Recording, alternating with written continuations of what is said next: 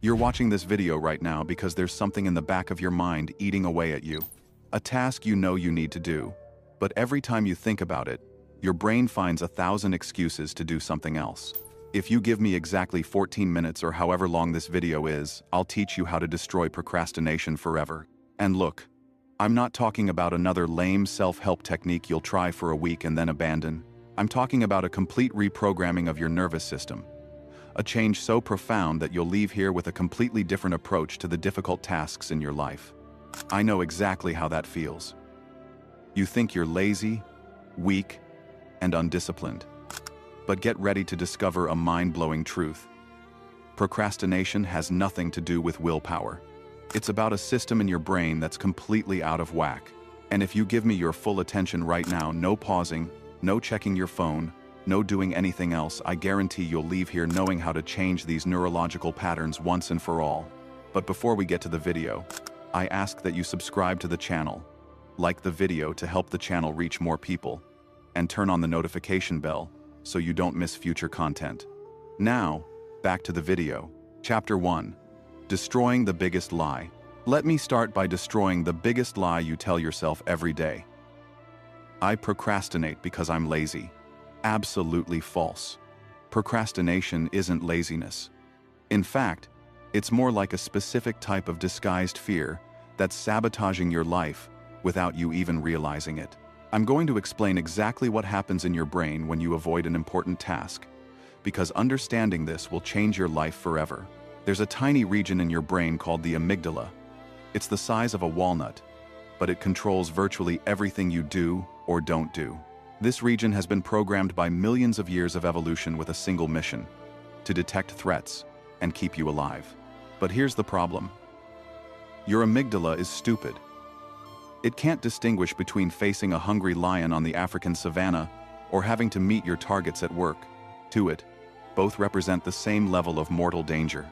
When you think about that presentation you need to prepare, that project that's 3 weeks late, or that difficult conversation you need to have with your boss, this primitive region of your brain triggers a deafening alarm. Danger!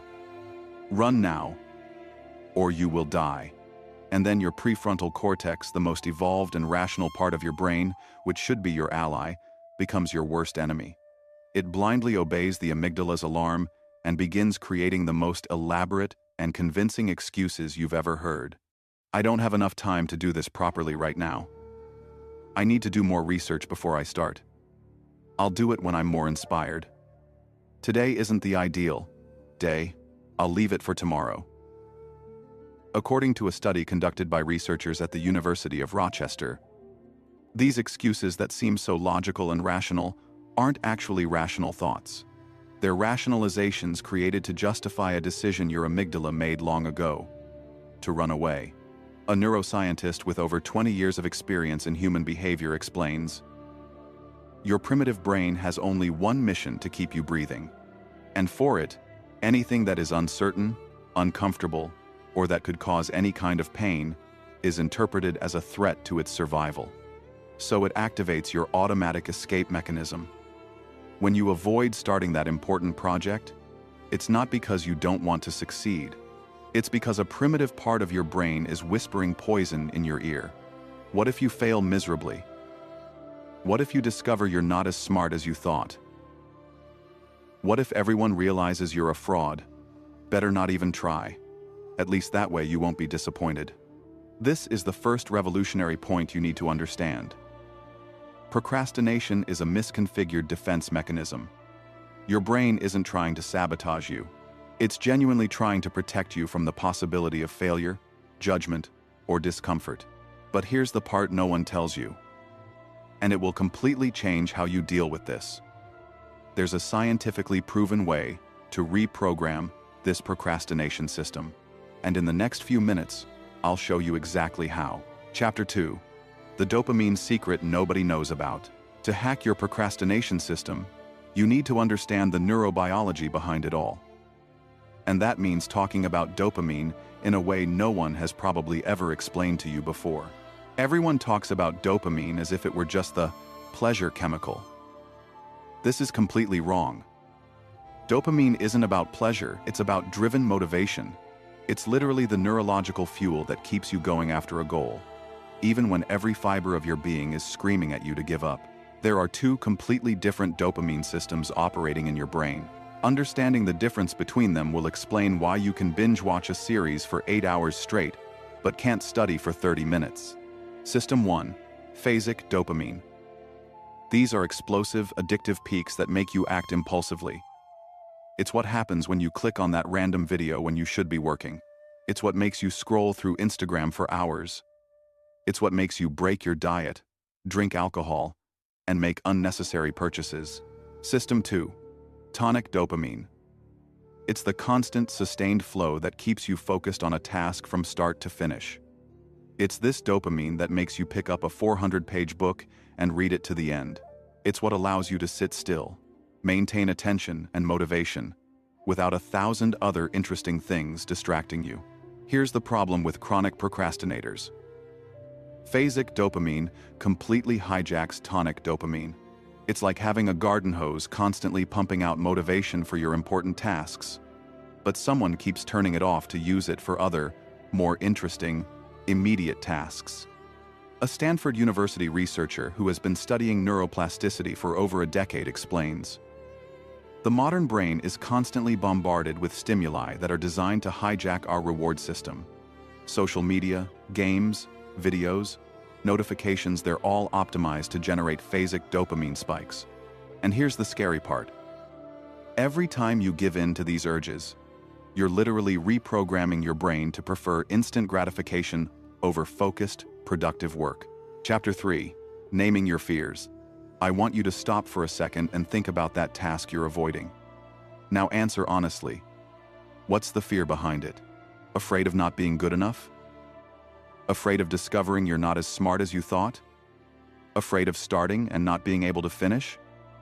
Or fear of being judged by others? Name your fear and write it down. And here's the thing.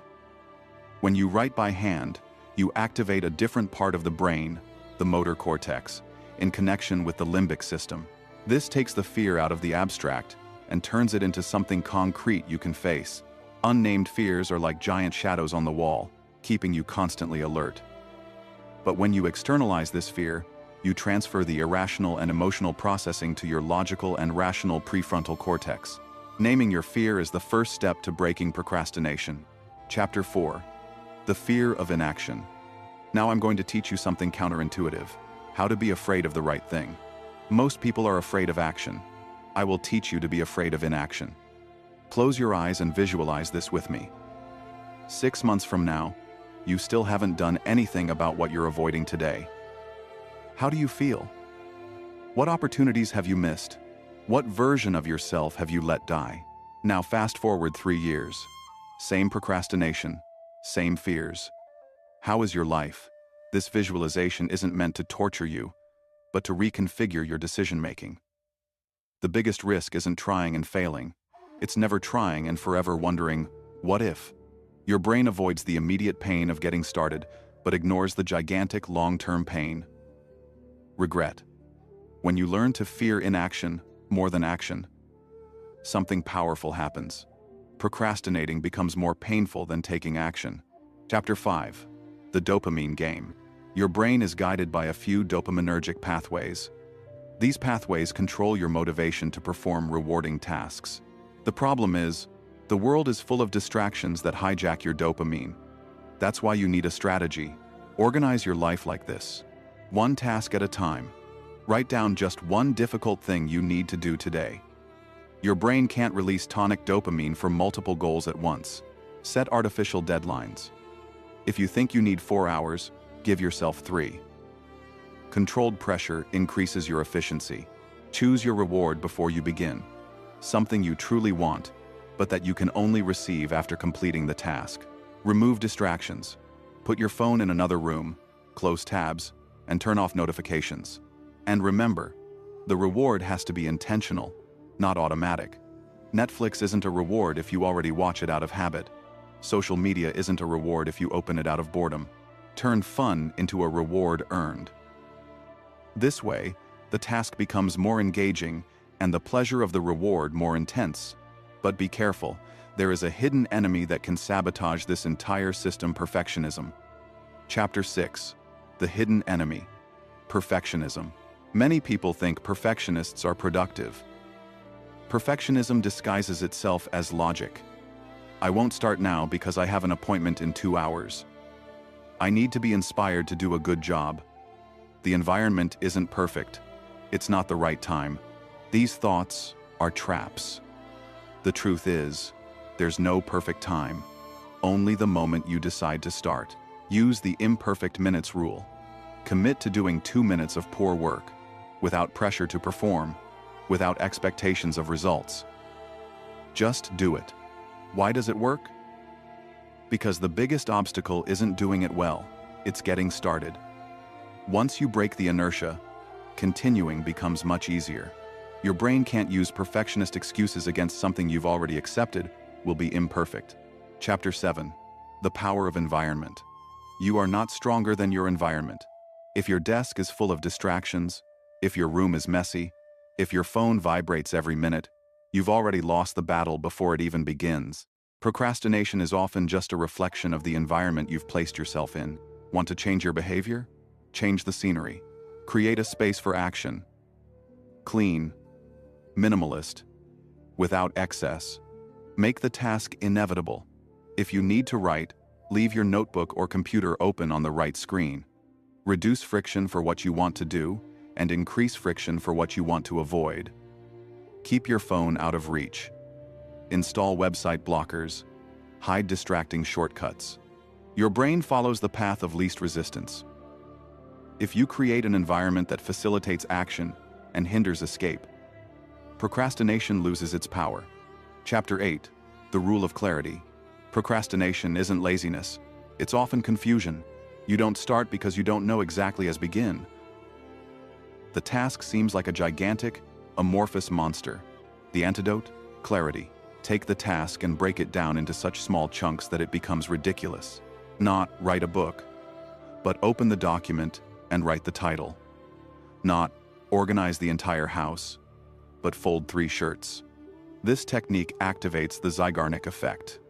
Your mind hates unfinished tasks. If you start, even small ones, your brain creates an internal tension that pushes you to continue until you finish. Don't wait for clarity to emerge on its own. Build clarity by breaking the big into tiny fragments. Chapter 9. The Energy Cycle. Have you ever noticed that you procrastinate more when you're tired? Your brain consumes about 20% of your body's energy. When energy levels are low, it naturally seeks out less strenuous activities. Therefore, energy is not a luxury, it is a strategy. Sleep well. There is no technique that can compensate for bad nights. Get moving. Exercise increases blood flow and mental clarity. Eat smart. Don't live on sugar and caffeine spikes. Respect your cycles. Identify whether you are more productive in the morning, afternoon, or evening, and organize the most difficult tasks during this period. If you don't manage your energy, it doesn't matter how many productivity techniques you learn. Your body will always trump your exhausted mind. Chapter 10. The Contract with Yourself. Procrastination is strengthened by a lack of commitment. You say, "I'll do it one day." But one day is never today. Create contracts with yourself. It can be simple. Write the task down on a piece of paper, sign it, and make it visible. Or more intense, tell someone, admit it publicly. Create real consequences for not taking action.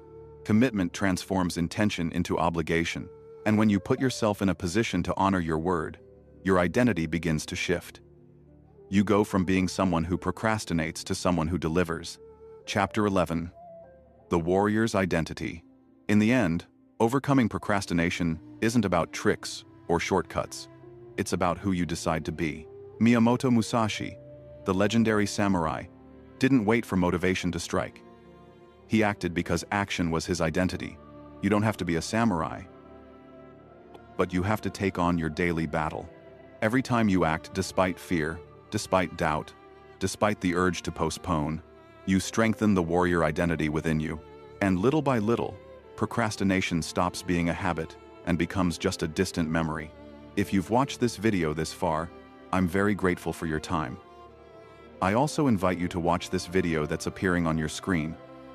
I'm sure you'll find valuable lessons. Be present, walk with honor, follow the path.